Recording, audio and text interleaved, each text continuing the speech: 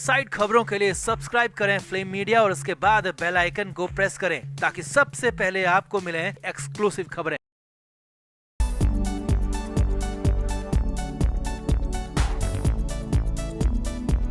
मुंबई से बहुत बड़ी खबर है। नवाब मलिक को लेकर ये बड़ी खबर है। ईडी की टीम अचानक मुंबई के कुर्ला स्थित गोवा वाला कंपाउंड पहुंची, जिसके बाद हड़कंप मच गया क्योंकि ये वही कंपाउंड है जिसके जरिए नवाब मलिक पर कई तरह के आरोप लग रहे हैं। डी गैंग से संबंध के आरोप, मनी लॉन्ड्रिंग के आरोप। और बड़ी बात यह है कि ईडी का वहां पहुंचने का मकसद बेहद खास है। जो किराएदार वहां पर हैं, जिन्हें फर्जी टेनेंट्स कहा जा रहा है, उनसे पूछताछ हुई है, पूरा सर्वे किया गया है, जिसके बाद बड़ा पर्दाफाश हुआ है। ईडी ने एक बार फिर से नवाब मलिक पर हथौड़ा चलाने की तैयारी कर ली है। तो क्या हुआ जब गोवा वाला कंपाउंड पहुंची ईडी की पूरी टीम? क्या निकला इस तफ्तीश में, सर्वे में, सब कुछ आपको बताते हैं। आप इस वीडियो को शेयर करें और कमेंट करके अपनी राय जरूर दें कि क्या अब ईडी के हवाले से, ईडी के शिकंजे से नवाब मलिक बच भी पाएंगे या नहीं, कमेंट जरूर करें। तो महाराष्ट्र सरकार के मंत्री Nawab Malik Arthur road jail के अंदर बंद हैं और दूसरी बार हुई सुनवाई के बाद भी उन्हें कोर्ट से कोई राहत नहीं मिली। मलिक को फिर से 14 दिन के लिए जेल भेज दिया गया।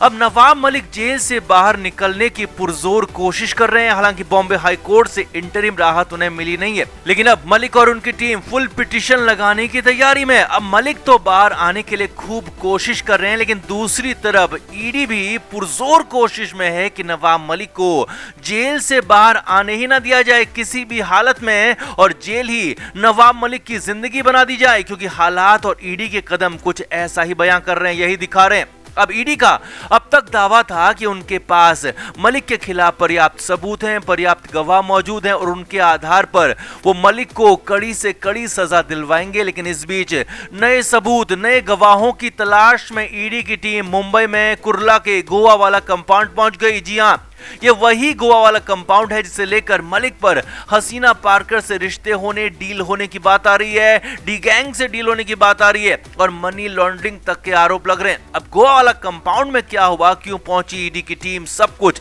सिलसिलेवार तरीके से आपको बताते हैं और समझाते हैं।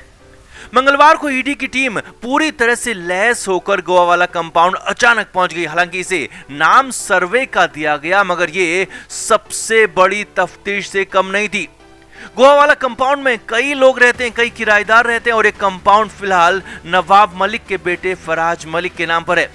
ईडी ने सबसे पहले यह पता लगाने की कोशिश की कि यहाँ कितने जेन्युइन किराएदार हैं और कितने फर्जी किराएदार, क्योंकि नवाब मलिक पर यह भी आरोप लगा था कि उन्होंने यहाँ कई फर्जी किराएदारों को अपने लिए प्लांट किया था ताकि स्टाम्प ड्यूटी को बचाया जा सके और इस प्रॉपर्टी पर कब्जा किया जा सके, ऐसे आरोप लगते रहे। अब सूत्रों के मुताबिक ईडी को यहाँ पर पूछताछ के दौरान बहुत कुछ मिल गया और कुछ कथित फर्जी किराएदारों ने बड़े बड़े खुलासे करने की बात भी आ रही है।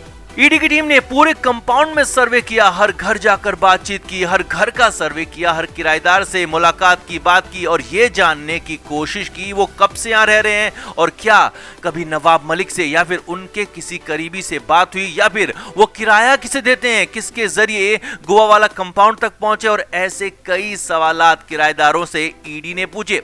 अब इस दौरान ईडी के पास वो कागजात भी थे जो कि पुराने मालिक के रिकॉर्ड में है और उसके आधार पर ईडी ने यह भी वेरीफाई किया कि जो किराएदार पुराने मालिक के दौर से यहां रहते थे, क्या वही अब भी रहते हैं या फिर उनमें कुछ तब्दीली आई है, और क्या किराएदारों को जानबूझकर बदला गया है, जानबूझकर निकाला गया है या फिर कुछ और सब कुछ ईडी ने यहां पर तलाशा और खोजने की कोशिश की।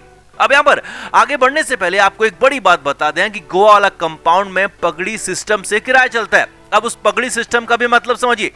पगड़ी सिस्टम मुंबई के कई इलाकों में चलता है और ये आजादी से पहले से चलता आ रहा है, जिसमें मार्केट रेट से बेहद कम रेट पर किराया होता है। अब जिन इलाकों में अभी मुंबई में 60,000 या फिर 80,000 रुपए तक महीने का मार्केट रेट का किराया है, लेकिन पगड़ी सिस्टम में उस कमरे का किराया सिर्फ 500 रुपए महीना होता है और इसीलिए जो भी किराएदार पगड़ी सिस्टम में रहता है उस कमरे को वो कभी भी खाली नहीं करता। सालों साल, पीढ़ी दर पीढ़ी वो आगे बढ़ता रहता है और एक तरह से उस मकान में वो मालिक के साथ हिस्सेदार हो जाता है। और गोवा वाला कंपाउंड में भी जो किराएदार हैं वो कई सालों से, दशकों से रह रहे हैं और 500 रुपए किराया देते हैं। लेकिन ईडी का कहना है कि नवाब मलिक ने ज्यादातर किराएदार अपने इसमें घुसेड़ दिए थे ताकि प्रॉपर्टी पर अपना कब्जा किया जा सके और प्रॉपर्टी को अपने नाम किया जा सके और स्टाम्प ड्यूटी में भी बड़ा घपला किया जा सके। ये आरोप ईडी की तरफ से लगाए गए हैं नवाब मलिक पर।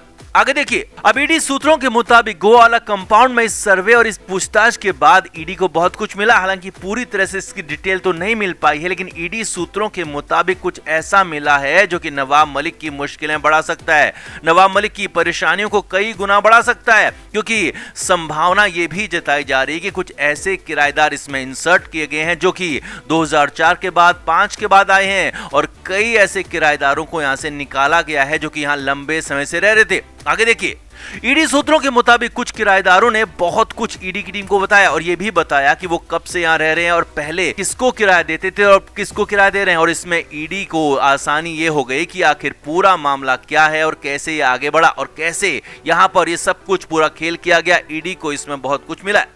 तो कुल मिलाकर यहां पर नवाब मलिक कहां तो मुश्किलें कम होने का इंतजार कर रहे थे, लेकिन अचानक ईडी की टीम ने गोवा वाला कंपाउंड में इस सर्वे वाली पूछताछ ने मलिक की मुश्किलें कई गुना और बढ़ा दी हैं। हालात ये हो गए हैं कि अब जल्द ही ईडी नए केस भी दर्ज कर सकती है, जिसमें जेल से बाहर निकालकर मलिक को एक बार फिर से पूछताछ के लिए रिमांड पर भी लिया जा सकता है, जिससे एक बार फिर महाराष्ट्र में सियासी और कानूनी गर्मी बढ़ सकती है।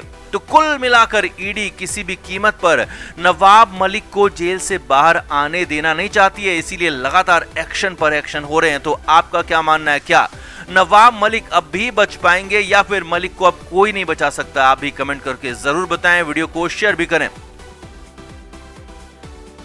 कोर्ट ने चीफ मेडिकल ऑफिसर से मलिक की हेल्थ पर डिटेल रिपोर्ट मांग ली और साथ ही साथ जेल के खाने पर भी रिपोर्ट मांग ली, ताकि देखा जाए कि सच क्या है। नवाब मलिक और उनके वकील जो कह रहे हैं उसमें कितनी सच्चाई है और उसमें अगर पूरा आदेश देना हुआ तो किस आधार पर दिया जाए। इसीलिए कोर्ट ने अपने साफ आदेश में कहा कि मलिक को जो 4 तरह की राहतें या कहें कि 4 सुविधाएं दी गई हैं वो सिर्फ अंतरिम है, अगले आदेश तक के लिए हैं। और अगर मेडिकल ऑफिसर की रिपोर्ट में कुछ और होता है, मलिक के वकीलों की बातों से वो रिपोर्ट मेल नहीं खाती है, तो अगला आदेश नवाब मलिक के खिलाफ भी हो सकता है। ये सारी सुविधाएं वापस भी हो सकती हैं। और दूसरी कंडीशन शर्तों को लेकर है। अगर मलिक ने जेल के नियमों को तोड़ा, शर्तों को तोड़ा, जो कोर्ट ने कहा है उन बातों को नहीं माना, तो वहां पर भी उनकी राहत कैंसिल हो जाएगी। यानी कि कुल मिलाकर नवाब मलिक पर आफतों की बारिश थम नहीं रही है। बहुत बड़ी बात नहीं होगी कि अगर अगले आदेश में सारी सुविधाएं मलिक से छीन ली जाए, अगर कुछ भी कोर्ट को ऐसा लगता है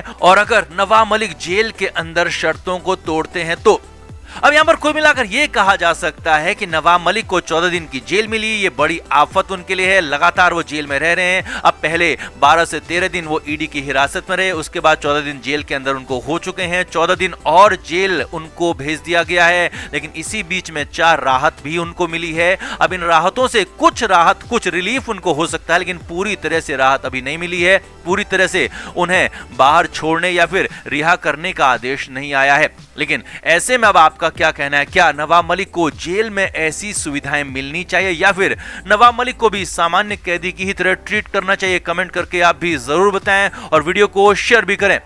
फ्लेम मीडिया रिपोर्ट।